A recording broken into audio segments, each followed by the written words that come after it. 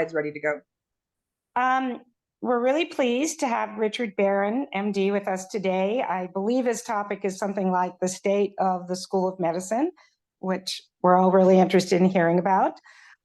He serves as MU's Executive Vice Chancellor for Health Affairs, and also, as we know, he's the Dean of the School of Medicine. In these roles, he serves as the university's top healthcare administrator. As a practicing neurologist for 40 years, he treats patients with neuromuscular diseases such as ALS, muscular dystrophy, and can I say it, myasthenia gravis. Yeah, that's it. Okay. Dr. Barohn has Missouri roots. He grew up in St. Louis, earning his medical degree from the University of Missouri, Kansas City. Yay, that's where my son went, but not in medicine and music. He served as a physician in the U.S. Air Force for 20 years, where he rose to the rank of lieutenant colonel. Throughout his research career, he has obtained more than $80 million in federal industry and foundation funding. The focus of his research has been establishing investigator-initiated multi-center trials of rare neuromuscular diseases, such as repurposed and novel drugs. In addition, he has worked to build research capacity and infrastructure to enable all faculty to get involved in the discovery process. Thank you for being here today, Dr. Barohn. Thanks so much, Alice. And I was so happy at some event that we had that I got to meet a couple of the Muleskinners, and that led to this invitation. So I'm really pleased to be here. And in fact, I asked if I could come and come to one of the Muleskinner meetings. So this is great. So let me just jump right in and show you the material that I had to present to you. So go to the first slide, I think. So while that's coming up, grew up in Creve Coeur, went to Parkway High School, then spent the majority of my adult life in Kansas City, first in med school, and then I went back and I was a KU professor for 20 years in neurology. But then President Choi got me to my home state, and I've been here now 3 years. Next slide. And this is where I am on the leadership tree in at the University of Missouri. So of course, the top, there's Moon Choi, and then I directly report to him as the EVC of Health Affairs. And the big groups that report up to me is the School of Medicine and the department chairs and all the faculty, the number of associate deans. The University of Physicians is all the physicians that practice here, and then the whole hospital, which is where it says Vice Chancellor for Health Affairs, Nim Chinaya, and MU Healthcare CEO, Rick Ransom, who's brand new. That's the hospital side. And then in my dean role, I also have a reporting line to Provost Ramchan. Next slide. Oh, and Next Gen also reports to me as well. I'm sorry. Now I'm going to get to Next Gen in a little bit. So while the title of this was State of the School of Medicine, I'm actually going to talk on MU Healthcare and Next Gen as well. So we are very fortunate here at the University of Missouri that the hospital and the School of Medicine are all part of the University of Missouri, and that the leadership is aligned. And with me at the top, overseeing both of them, we're fully integrated. And so we were able to come up with a joint School of Medicine, MU Healthcare mission, vision, and values, and a strategic plan. And I won't read these. You can look at them for yourself, but no one had actually done this before. I think it was during COVID, when after the first initial shutdown, and we had we decided to relook at the strategic plan as well, and we came together and made this joint mission, vision, and value statement. Next slide. I think I don't want to spend too much time here, but I already mentioned I report up to Moon Choi and Provost Ramchan. And on the left hand of the slide is all the School of Medicine stuff, and on the right hand of the slide is the hospital and marketing and Next Gen. So I have a big job, but I'm thoroughly enjoying it here. And it's a great responsibility, but it's a real honor to come back and to give back to my home state everything that I've learned in my academic and medical career. Next slide. So first, let's talk about education. That is truly, everyone thinks that's our primary role. Next slide is to train the next generation of healthcare providers. So if you go to the next slide, it's got some numbers here. So we just entered a class of new medical students. We enter 128 medical students a year. It's a decent sized class. I wish it was higher. Up until 6 years ago, when we opened up our Springfield campus, it was only 96 students a year. So here is the incoming class of 128. They just got brand new white coats at a white coat ceremony. And then there was also a stethoscope ceremony, and I gave them all a brand new stethoscope. And two real important ceremonies, I think: the white coat emphasizing the compassion a physician needs to have, the stethoscope emphasizing the technical proficiency a physician needs to have. And it's if you look at our incoming class, it's there are some surprises here. There's been a trend over the years for more women than men to get into medical school, and you can see 82 women, 45 men. And that's been a trend for a number of years now. Most of our students are from Missouri. We accept very few out-of-state students. And we get, as you can see, 2,700 applicants to get down to the 128 selected students. So it's still very tough to get into med school. Next slide. 6 years ago, in 2016, we opened up our Springfield campus. Med school is 4 years. In the third and fourth year, when they actually start seeing patients, we send 28 medical students in their third year and 28 medical students in their fourth year down to Springfield. They work with the doctors at Cox and Mercy. It's going extremely well. I was down there on Wednesday. I go down every 3 months and hang out with the students and the faculty that are practicing physicians at Cox and Mercy. And they have faculty appointments with us, and that is going really well. Next slide. And that is how we were able to expand our class. Right, I think, yeah, that's it. And when we graduate 128 students, they have to go into residency, and we have this thing called match day. And our students are highly sought after. We have a very high match rate compared to the national average. And a third of them stay right here and do residencies on the MU campus, and 44% of them will remain in Missouri to do their residencies. So likely they will stay in Missouri. Here's me with some of the graduates that have now graduated in our residence. This is on match day in the spring. Next slide, please. So we are really committed to rural medicine and providing healthcare providers for rural Missouri. And a few of the ways that we do that are outlined here. If you're an undergraduate from a rural community that's defined by how big a population your town is that you were raised, you can apply to get into the Bryant's Scholars Program when you are after your sophomore year. And if you hit your MCAT and GPA requirements and participate in the program, you pretty much can get automatic admission into our medical school. And we do about 20 of those a year. So they're young students from rural Missouri, and the likelihood is that they will go back and practice in rural Missouri.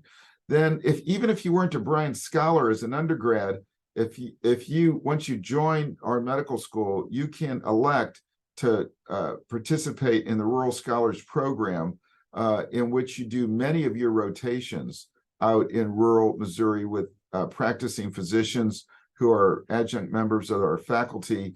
And some of them actually choose to do these longitudinal integrated clerkships where they don't have separate surgery and internal medicine pediatric rotations. They just go to Sedalia or Hannibal or St. Joseph, and they're there for the whole year. And they just get experience with all the doctors there on that campus, and they have to show that they have exposure to all of those areas. So here's again the students that just entered. And if you add up all 4 years, it's over 500 medical students. We also have PhD students, and we have some really smart students that get their MD and their PhD, which takes them a few more years. And then we have some master's programs as well. Next slide.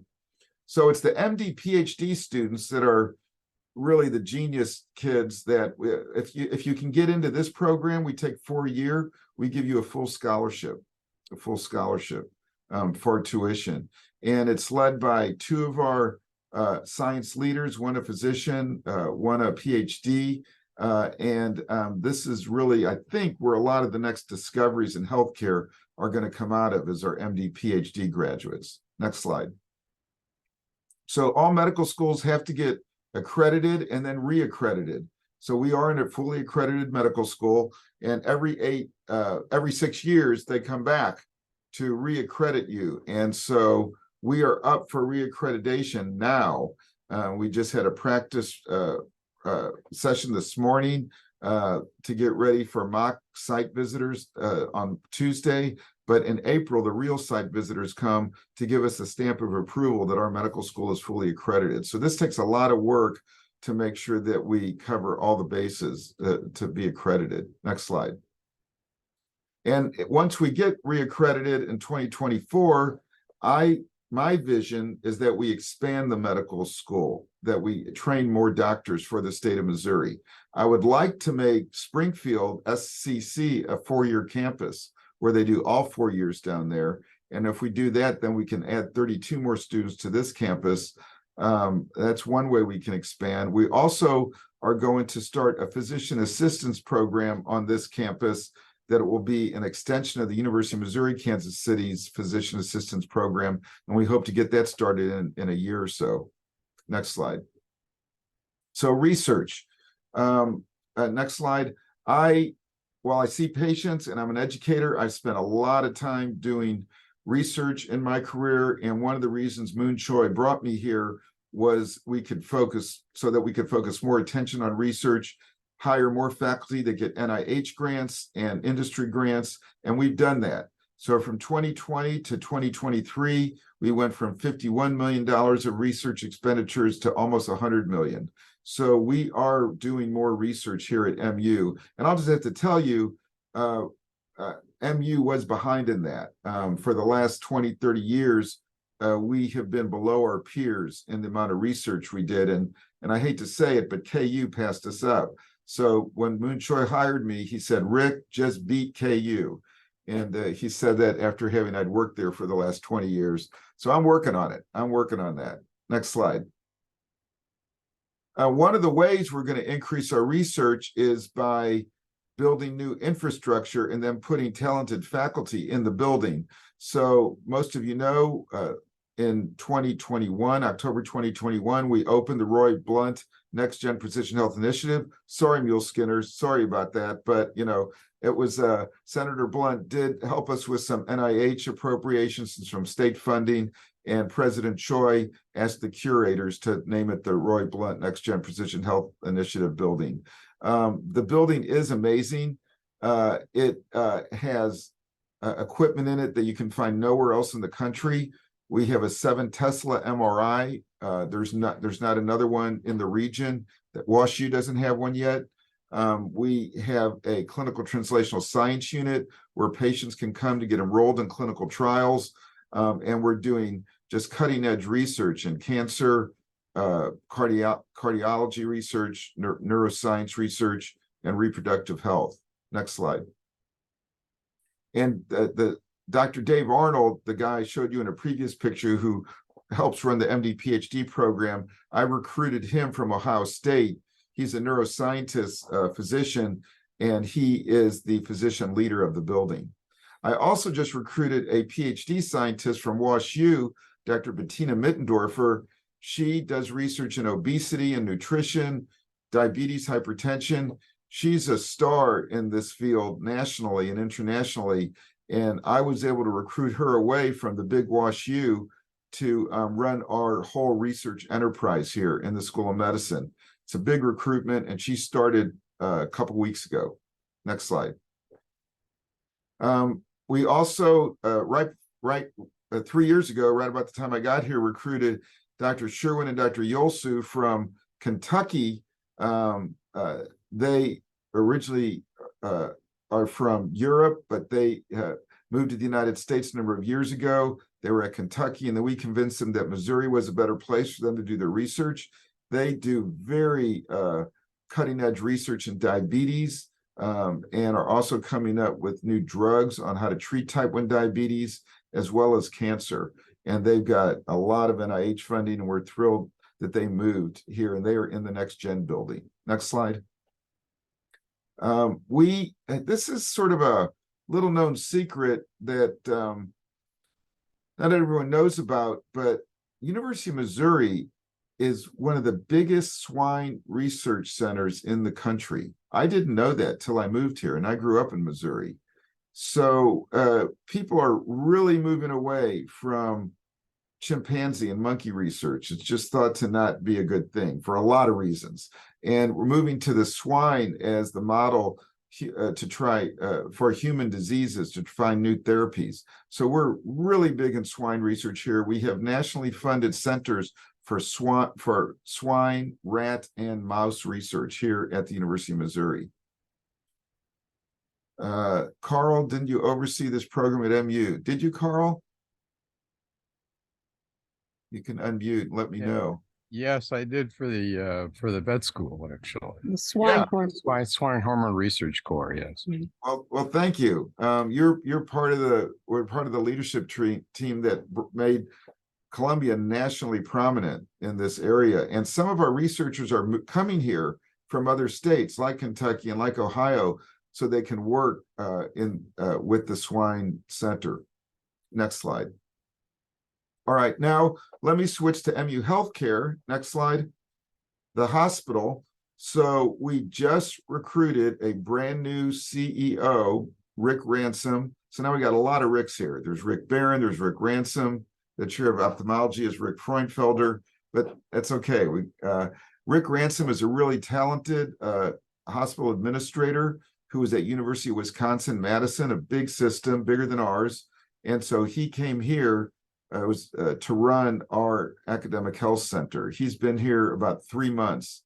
We got another great doctor from WashU, internist named Emily Fondin, and she's one of these doctors that absolutely lives and breathes compliance and quality. And so she oversees our whole quality initiative for the practice here at MU, and she does see patients as well. And she moved here in June. Next slide. So as you can tell, we've been doing a lot of recruiting the last 3 years since I arrived. This is MU Healthcare by the numbers. We did School of Medicine by the numbers earlier. So it's a busy healthcare system. It's about to get a lot busier because we recently took over Cap Region Medical Center in Jeff City. You may have heard about that. We'll talk about that in just a minute. But this is the numbers are just MU Healthcare before Cap Region. See a lot of patients, deliver a lot of babies, admit a lot of patients in the hospital, and see them in the clinics. Next slide. We are really focused, as I said, to providing rural health to the citizens of Missouri, not only by training doctors and healthcare providers that are going to go to rural Missouri, but also by opening up clinics in towns that need them. And so both Booneville and Mexico, Missouri lost their clinics. Their hospitals in the last couple of years. So what we did, because there was a need in the community, we went in both cities, and in the case of Booneville, we built. In the case of Mexico, we rented large facilities, and we have really busy primary care clinics there now that also have physical therapy in both. Actually, it's not just in Mexico. And we have similar rural clinics in Ashland and in Fulton. So we continue to look at other places where we can extend our reach. I will tell you that we run the emergency room. MU ER doctors run the emergency rooms in Moberly, in Camp Region, and in Herman. And we're probably going to end up running the ER in Kirksville too very soon. Next slide. So we are definitely trying to provide healthcare to the state of Missouri, especially the central part of the state. So here's a beautiful picture of what the Children's Hospital will look like when it's finished in a couple of months. On the right is a fairly recent picture. The building is almost done. And we're going to start moving patients in the new Children's Tower in March, and we move into it completely in June.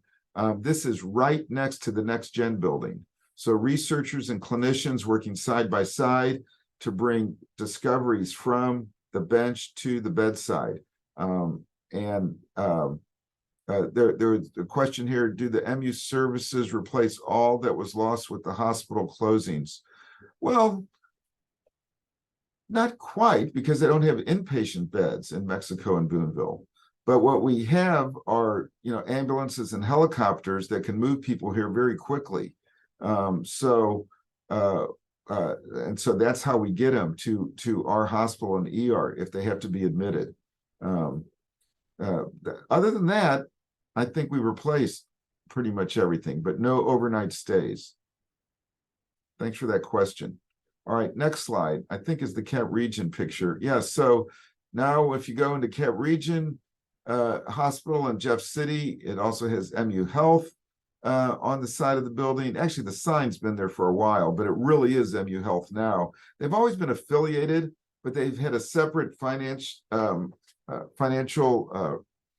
reporting line. It didn't really come under MU Healthcare. We couldn't really suggest to them what to do or how to do it. There was just this memorandum of understanding that we would work together. Now that is gone, and they are part of MU Health now.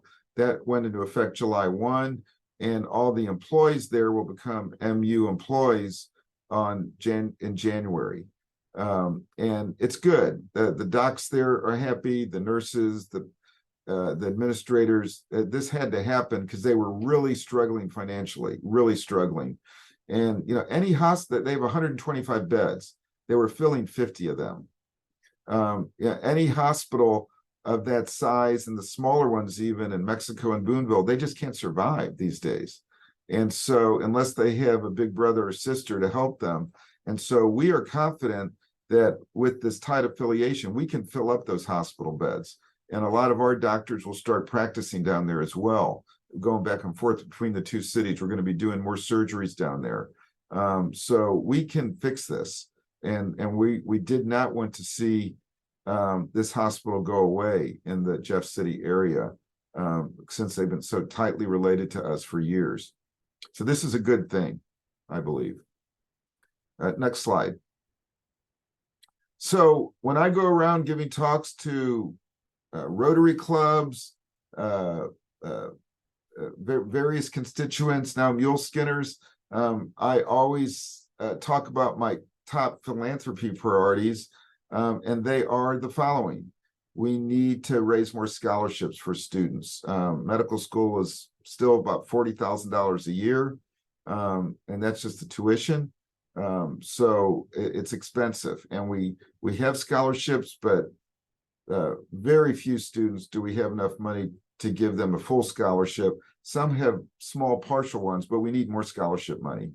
Endowed professorships, when we recruit these big scientists from Kentucky, from Ohio State, from around the country, one of the perks that get them here is an endowed professorship named in someone's family name in either diabetes or cardiology or neurology. And that really is a carrot to bring these professors here to Central Missouri, along with the pigs. The pigs are a big carrot too, but money in endowed professorship helps. And then, of course, the Children's Hospital. President Choi and I are out making people aware of Children's Hospital. It opens in less than a year, and we're still raising money so that we can decrease the debt load to the system by raising money to support the Children's Hospital construction. Next slide. I think this is my last slide. I started thinking, what are the things that are most important to me? We have the mission, vision, and value statement. I got that. We all did that together. But to me, what's most important is service, excellence, and compassion. So we want to provide great service, both in healthcare delivery, education, and research. We want to provide those services. When we provide those services, we want to do them in an excellent fashion. We want to be top of game in those three areas. And then we want to deliver all this with a sense of compassion so that people know that we really are concerned about the welfare of citizens, the healthcare of citizens of Missouri, and we want to improve that. And so service, excellence, and compassion. And I came up with that, and that was before I really realized it was the SEC. So double entendre. All right, I think that's it. I think I'll stop there. And I think I ended on in good time, so I can take questions. On the COVID question, Steve Witt is our chief medical officer and our infectious disease guru, and he ran the COVID task force when we were in the midst of the big pandemic. And I ask him this every week, how we doing on COVID? So you're right, COVID in the community is up, but COVID in the hospital is not up. At any one time, we have 1 or 2 patients in the hospital with COVID. What does that mean? That means that the vaccines are working. People are not getting as sick. So while we can't get rid of it, they certainly don't get sick like they did back in 2020 and 2021. And so get your vaccines. I'm getting mine, I think, Monday, my flu and COVID vaccine. Dr. Witt told me yesterday that we are going to have an official MU policy that goes out next week that says if you're MU healthcare and school of medicine employee, it's required that you get the flu and the COVID vaccine, the new COVID vaccine. So we do think it's important for that to happen, and we're going to be spreading the word about it. A lot of questions. I don't know. Yeah, if you want to just call on people, that'd be fine. Okay, David, I'll let you go first. I'll go left to right. David, you're Thank you. I've got just a couple questions, and there. One was in your values slide. One of the things you mentioned was inclusion, diversity, and equity. In today's political climate, do you see that staying, or you see it going away in the foreseeable future? That's question one. And the second one, this is just my ignorance because I'm not affiliated with universities and stuff. You mentioned endowed professorships. What is that exactly? Good question. 2 questions. So let me take the first one first, the diversity issue. Absolutely, diversity, equity stays. Supreme Court didn't make it easier, but it's still a mission, and we are committed to it. We want to have a diverse student population. We want to have diverse faculty and diverse workforce in general. What the Supreme Court did, they said there's certain things that many schools were doing that we can't do anymore. So when someone applies to school, medical school or whatever school, we can't no longer give them extra credit for being from a diverse group. And we were. I mean, most schools were, or not many schools were, whether it was medical school, nursing school, or any college. I mean, the case that was going on in the Supreme Court was, I think, just undergraduate admissions. It had nothing to do with med school, but med school is sort of the point of the spear. Everyone looks at medical school, and so we're under the big microscope here. And so we did have to change our forms some, so we couldn't give people extra credit for being Black or Hispanic or American Indian or South Pacific Islander, but still, we look in their statements for them to talk about their background and what barriers they had to overcome, and look at their resiliency they had to overcome, and we will take those into consideration. So it does make it tough, the Supreme Court decision. An endowed chair. So for people who have the capacity, the Cronkies and the Lurries and other people in the world that have the capacity. We ask them to make endowed shares that are like $1 million or $2 million donation. And so the interest on that, which is 4% a year, will generate about $40,000. And then the professor will have that $40,000 as extra money to use for their research program. And that's what an endowed share is. So I'm not pitching that to anyone on this call. I'm just saying there are people that we go to try to get funds for endowed shares, endowed professorships. All right. Who's next? Pam, you were next. Yes. I heard you say that you want to make MU Healthcare a center of healthcare so that no patient has to go out to Kansas City or St. Louis for a specialty. So where are we still lacking? There's a few things, but we are really making some headway. I think you maybe heard me say that at the Soviches. I didn't say it in this talk, but I do say that a lot. I think based on the type of recruitment we're doing, we are doing a lot better. I just recruited a major brain tumor surgeon from WashU, Mike Chicoine. He was their leading brain tumor surgeon. And the way I got him here is I made neurosurgery a brand new department. So he's the department chair of neurosurgery, and he brought 5 doctors with him. Wow. So we are all of a sudden this huge neurosurgery practice here, which didn't exist before. So people don't have to go to St. Louis or Kansas City for complicated brain tumor surgery or spine surgery or epilepsy or Parkinson's surgery. We can do it all here now. We couldn't do that a year ago. Where are we lacking? Well, I'll tell you another big win that we got. I brought in a new cancer center director, Gerhard Hildebrand from Kentucky. He's a bone marrow transplant doctor. We have never done bone marrow transplants here at MU. It's hard to believe, but we haven't. They all have to go out. So he is setting it up. We will do our first bone marrow transplant here in January. Where we're lacking is some of the pediatric stuff, just because of our patient volume. We're probably not going to do pediatric cardiac surgery here. They do it at WashU, at Children's, and at Children's Mercy in Kansas City. Will we ever get busy enough where we can do that here? I'm not sure. There may be some things that are always going to go out like that. And that's basically because we just don't have enough of those patients coming in. Now, if we could get more patients coming in from all the way down to the Arkansas border and all the way up to Iowa and Nebraska and have them come down to Columbia, we might be able to do everything one of these days. But so there's a few areas where we can't do it right now. All right, Sue and Herb. You're still muted. Thank you very much for joining us here at the university. We're appreciative. Thank you. I'd like a little more information regarding research. A woeful problem here for quite some time that has put our research one designation in jeopardy. You've had some increases in the last few years, which is good. Where do we stand now in relationship to some rule of thumb? The relationship between percentage of grants coming to the medical school on campus will mirror the percentage of the budget on campus or something. That such is very common.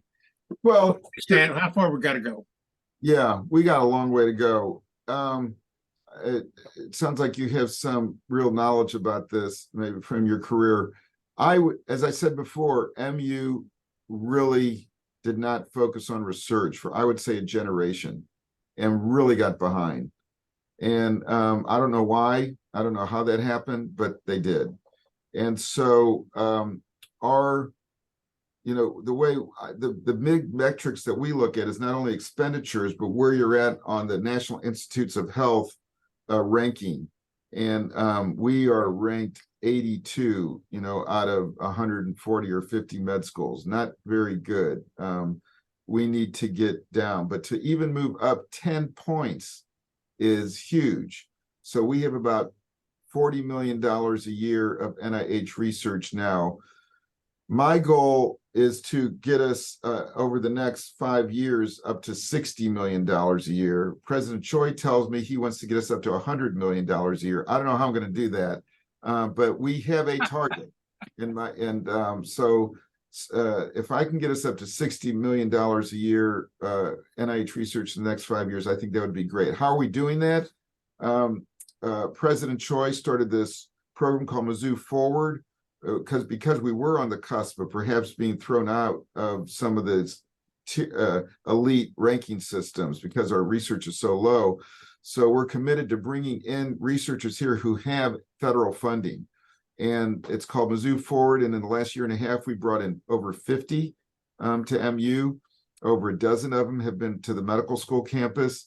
And every week we have researchers coming through that have federal funding. And we're trying to put together enticing recruitment packages to get them to move their programs to the University of Missouri.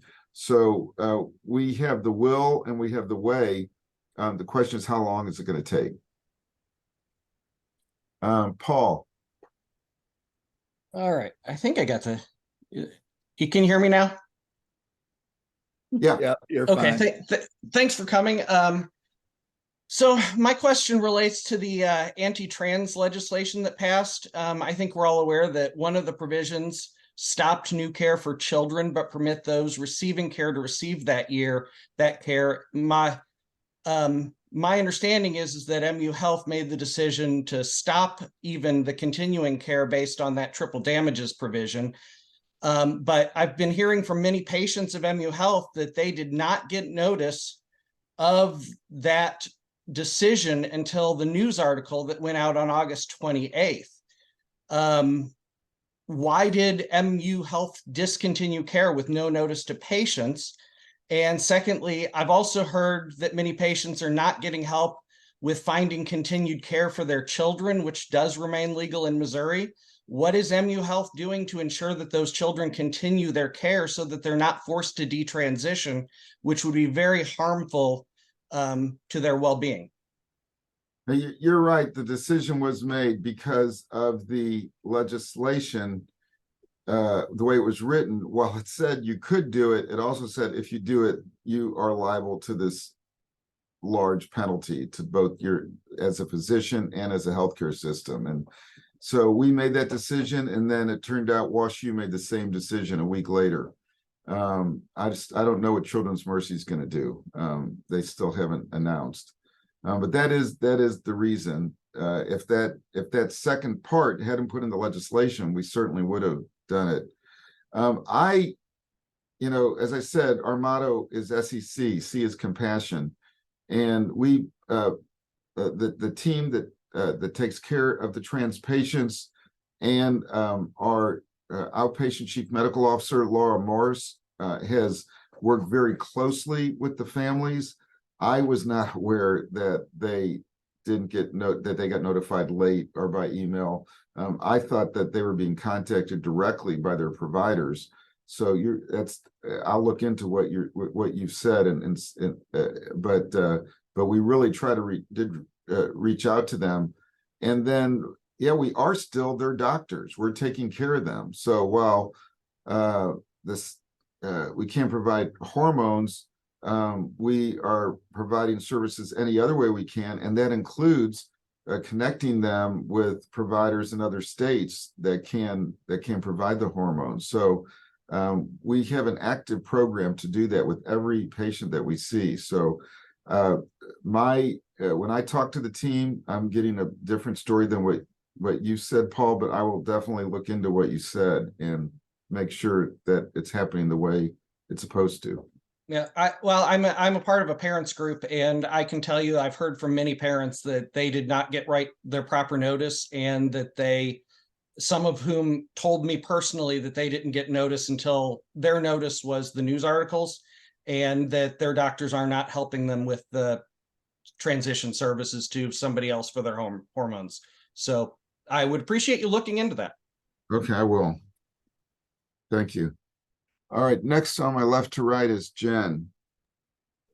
Hi, thank you for being here. First of all, I must respectfully disagree that you are providing care to those patients, because they are not receiving the care that they need, and having to detransition is very harmful both mentally and physically for patients.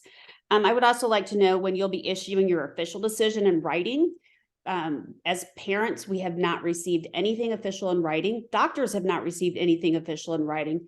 So when are they going to get an official notification in writing on letterhead that they will no longer be employed at MU if they prescribe hormones or puberty blockers? To providers? Yes, the providers have not even gotten official documentation that they are no longer allowed to practice or they will lose their employment. But yet that is the threat that they have been given. That was not the plan. We weren't planning to send a letter out that they would lose their employment. That's not part of the legislation. So I didn't have a plan to do that. They do. I'm sorry, it's a little disturbing that nothing about this is being put in writing, not to doctors, not to patients. Okay. All right, let me look into that. In writing to doctor, okay.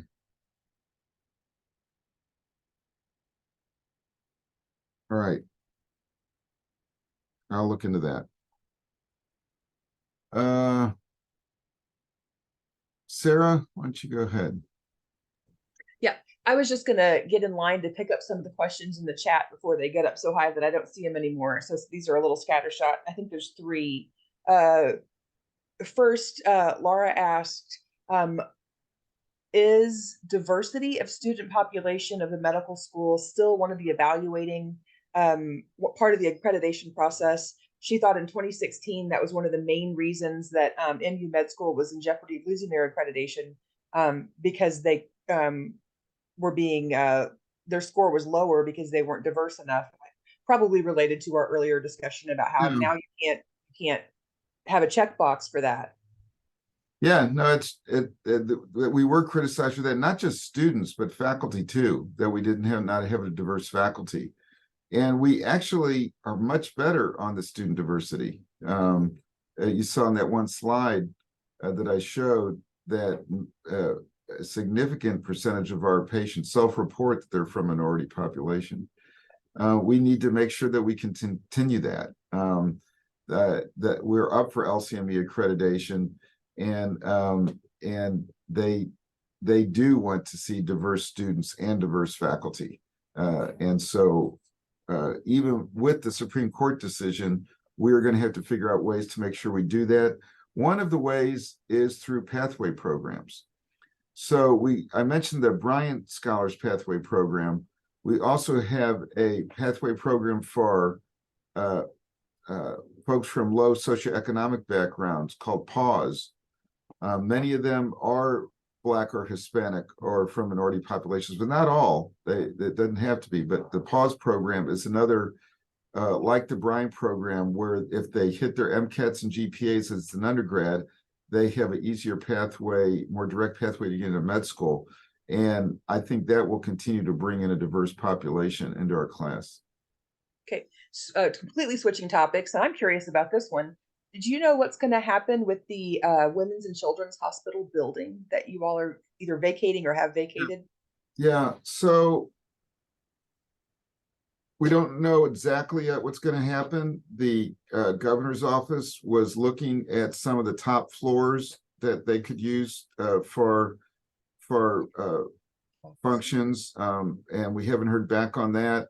We plan to still use the ORs for outpatient surgery for a while. We do not have a viable alternative for outpatient surgeries. A lot of our ophthalmology surgery is outpatient and others. And so most of our ophthalmology surgery is now being done there. And even when we move all the big surgeries that require overnight stays to the main campus, that facility it's got structural problems, but as long as we can keep it going for the next 5-6 years, we're going to be doing outpatient surgery there. But that's only the first, that's like the second, third floor. And then the floors above that, we're hoping someone will rent. Okay, fair enough. And then this is kind of a comment, but you might be able to comment on this comment. Kathy posted in the chat, I'm concerned about the use of animals in research.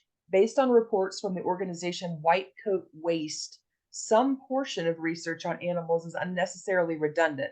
She's really concerned about the cruelty that's part of research on animals. I don't know if you want to No, respond to that. it's a hot topic, and I'm very sympathetic with that. I don't want to do any research on animals. It's not necessary, and I almost even hesitated on putting the slide in there, just saying that we are a major component in this country of preparing transgenic animals, mice, rats, and pigs for research. And so yes, you need to be very serious and careful about what type of animal research you do. There's regulatory processes for doing research on animals.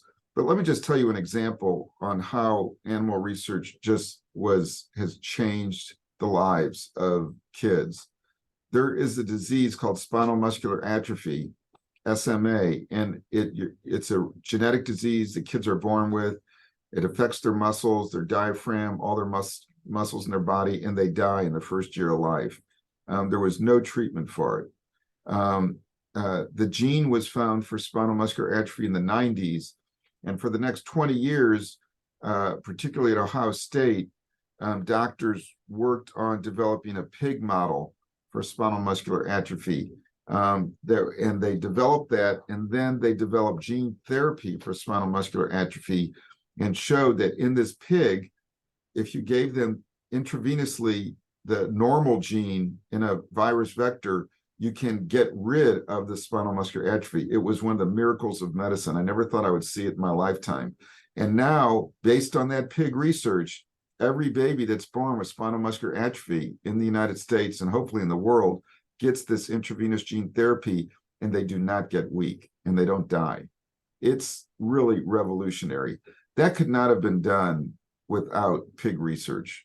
It just was absolutely essential.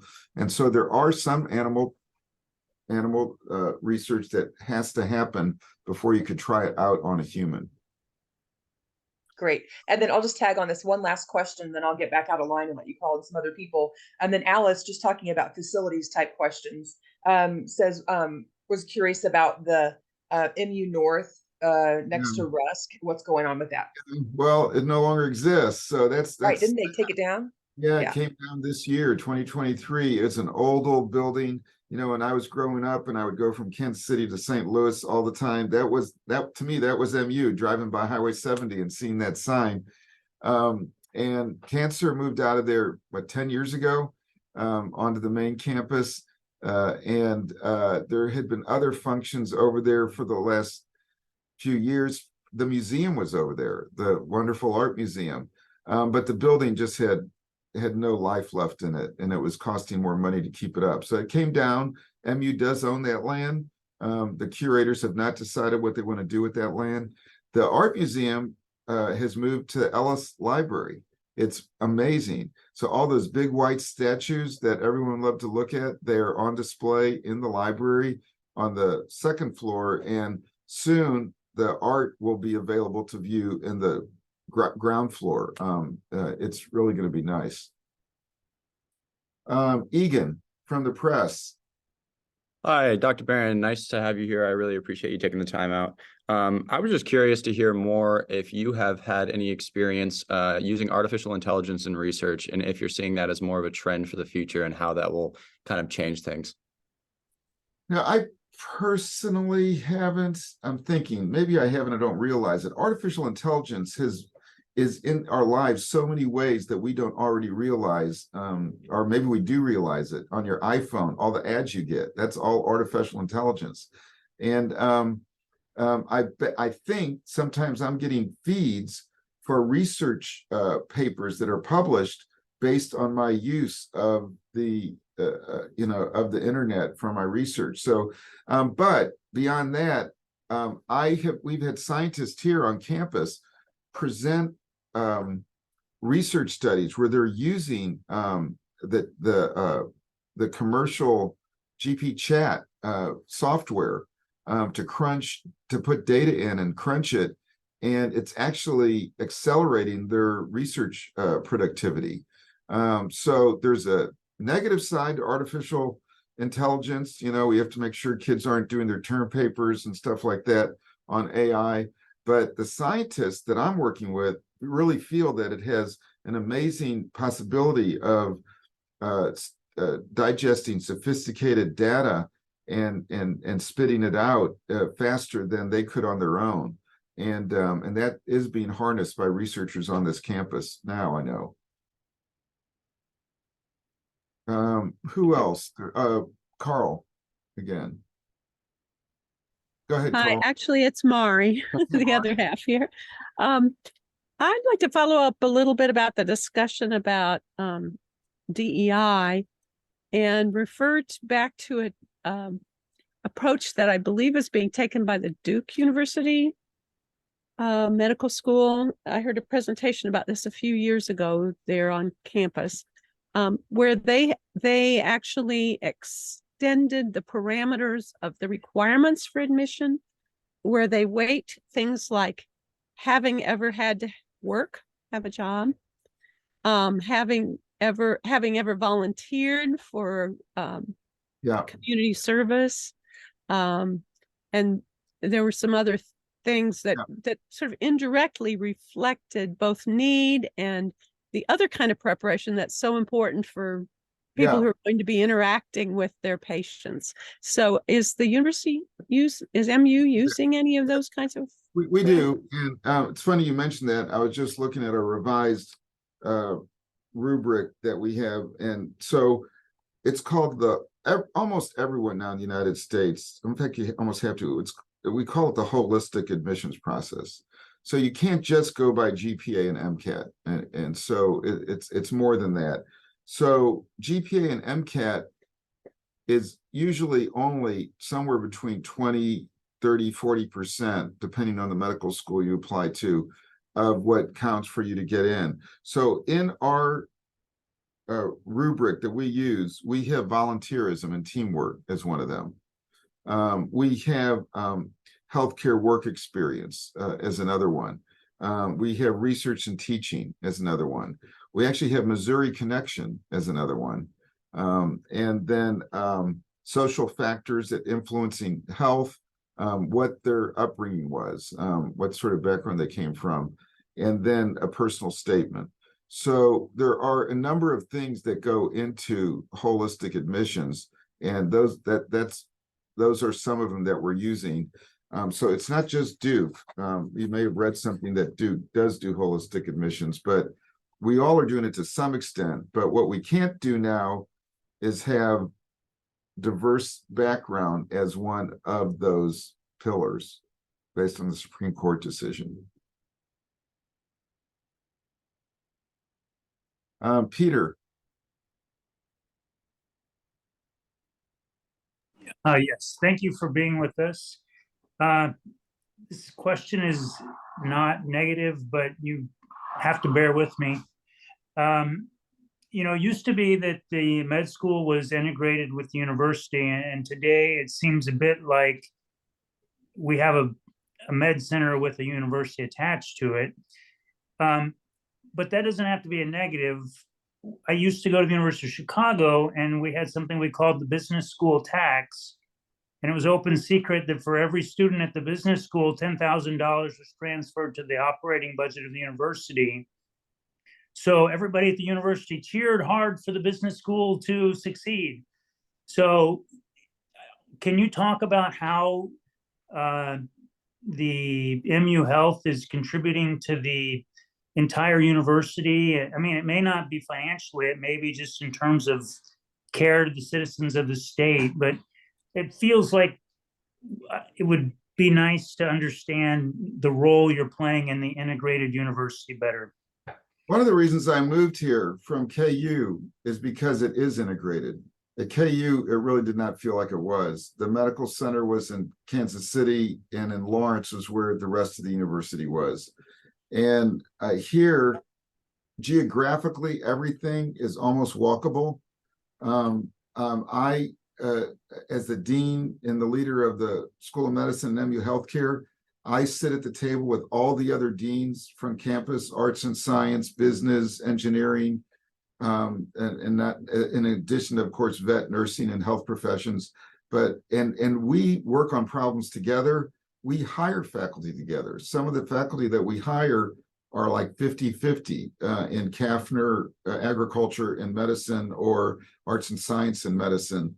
Our scientists really collaborate together. So I've never seen as much integration of a medical school in a hospital into a full university campus environment as we have here. It's really great. There is financial impact of MU Healthcare on the whole campus. It's not a secret if you watch the Board of Curators in open session, how much of the University of Missouri budget is MU Healthcare. A lot. And so that actually helps the finance of the University of Missouri, that we have a large budget, and it helps the debt capacity for the University of Missouri. There actually are funds that do travel from MU Healthcare to President Choi for his use, and that is those Mr. Ryan has also discussed that in open session as well. And so there is some financial impact to the main campus. I really like the integration here. And while we can always do better and do more, and we'll always continue to try to integrate even more than we are, I'm pretty impressed by how we're doing it today. Sue and Herb. Yes, it's Sue this time. I've had an opportunity to meet a family where the mother is from Mexico and Spanish is the native language, have 2 daughters, 1 college, 1 high school, both interested. The oldest one says she wants to be a medical doctor, and she's at MU and trying to go that way. The high school person is also interested. And if you're going to try to get ones that have different, especially different languages, or are in families that traditionally don't have people in the health field, I would hope you consider trying to do more. I didn't know what kind of advice to give the high school gal. The college one has managed to get a sitting at the front desk there and referring people, but that doesn't give you quite as much as hands-on elsewhere. Yeah, what advice can I pass on? And can you, and I encourage you to do that for other students in this area that have similar interests. I mean, if you want to email me, I can connect them with our medical education office that can actually direct them to where they can maybe get some more support. We do go out to the high schools and we try to help high school students. So she's in high school here in town? Yes. Yeah, so I think she had 1 visitation or something. She was getting a little bit, but the more you get exposed early, the more that helps. I know we have high school programs throughout the state, and junior high programs where we try to make kids, particularly disadvantaged kids, aware of medical pathway. And let me see if we can get your the person you're talking about exposed to that. As far as the one that's already in college, working at the front desk is good. That you put that on your med school application that basically says that you've had exposure to patients coming in a healthcare system, and they can flip that into making the interviewers aware that they know what it's like to be in a healthcare system for a patient and helping them navigate it. In addition, it helps to do volunteer work in a doctor's office or some sort of healthcare environment. In addition to the job part, some of the undergrads end up becoming certified nurse assistants, go through the CNA program, and they work in nursing homes. And that actually is great experience too. And then some actually do research. If they can, if they're an undergrad, there are ways for an undergrad here to work with a researcher. And so all of those things not only make you a better potential doctor, but also increase your chances of getting in medical school. And you put all of that stuff in your application. Yeah, well, in both cases, they come from a family that can't support medical school or, you know, significant costs. So, single parent family. Now, I understand, but we have a number of those in our class, and you know, very few families can do medical school without loans. I mean, they're all on loans, and so they can pay them back eventually, but we don't expect people to be paying medical school tuition on their own. But my email, and Sarah can send it around, but it's rbaron@health.missouri.edu. And if you want to email me, Sue, those students' names and contact information, I'll have the med ed deans reach out to them. Time snuck up on me. I just looked down and it's 1:04. That half hour went by fast. If there's, you know, maybe one more question that's not super philosophical, we could maybe do one more, and then I'm sure Dr. Barohn probably has other things. What's wrong with my last question there? An explanation let's how see. an explanation how the AG and the legislature hijacked medical regulatory authorities. How it is that usual procedures when fraud, abuse, malpractice, etc., are alleged were not followed. Where were the philosophical materialists defending science-informed medicine? I don't understand that question. Does Dr. Barohn understand that question? Well, you ought to. If you're giving people chemicals, and if you're performing surgery, rarely, but if you're giving people chemicals, you're talking about changing people with material causes. And the people who went after the science are, you know, faith healers and charlatans and, you know, gods in their head. I don't understand how it is that there are procedures for regulating the practice of medicine, and they were simply disrupted and taken over by those people. How did that happen? They didn't So the listen question to the I think the people. question is how did we start letting our legislators Where was the tell university? doctors what they can do instead of trusting the regulatory boards to tell our doctors what they should Yeah, do? where was the university? Yeah. How did we get to this situation where legislators are telling doctors what they can and can't Yeah. do, as opposed to An idiot like Moon. your own regulatory boards, An idiot like based Moon. in science doing it? All right. Yeah, it's an interesting time we live in. Now we're complaining about the legislators, which is valid. 50, 60 years ago, we were complaining, you know, about the AMA making the decisions. And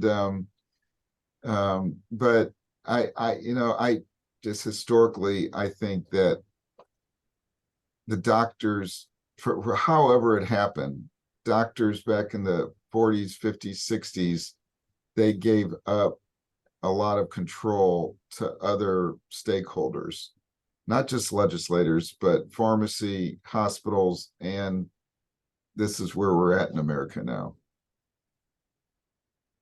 Alice? Muted. Okay. This question concerns really the AMA, but you train doctors, they become part of the AMA, making it more difficult to expand what, for instance, nurse practitioners can do in Missouri. I've heard this for years from the heads of the nursing associations in Missouri.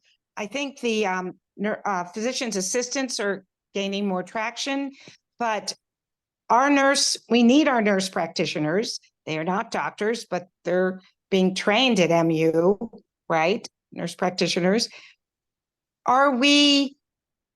Does the med school have any say with the AMA or training this new set of doctors to not go in with thinking we don't want to give more expansion of what they can do medically to those other professions? Yeah, so first of all, we hire a lot of nurse practitioners here at the healthcare center. It just exploded the last couple of years. And I am a huge proponent of training more nurse practitioners and giving them more freedom to work solo out in the field. And Dean Lori Popejoy, the Dean of the School of Nursing, and I are arm in arm in this. So much so that we're going to start opening up rural clinics in Missouri that are run by nurse practitioners. So, Yay. and this is going to be, and they'll be part of MU Healthcare. So this is an initiative that she and I are starting, and I'm a big proponent of it. Because that is one of the solutions for getting more healthcare delivery to the state of Missouri. Absolutely. Having said that, based on the comment we just heard from Dave, there is legislative pushback in this, and I'm not sure where it's coming from, but Missouri is one of the most restrictive laws in letting nurse practitioners be solo. They have to have Absolutely. a physician to check in with. And they can't, that physician has to be within X number of miles of where they're practicing, and it's just not good. So every year since I've been here, it's come up in the legislation to get rid of that, and we've been supporting it. We have been supporting it. Good. The University of Missouri has been supporting the getting rid of that. The Missouri Hospital Association is on the other side. They are, and some of the medical associations want to keep that in play, just preserving their turf. But I think it needs to go away, and we'll continue to support that. And no matter what the legislation, how that plays out, we're going to continue to put rural nurse practitioners and solo practices in rural Missouri. Dave, Thank you. Let's let your question be the last question, and then we'll let Dr. Barohn get back to his day.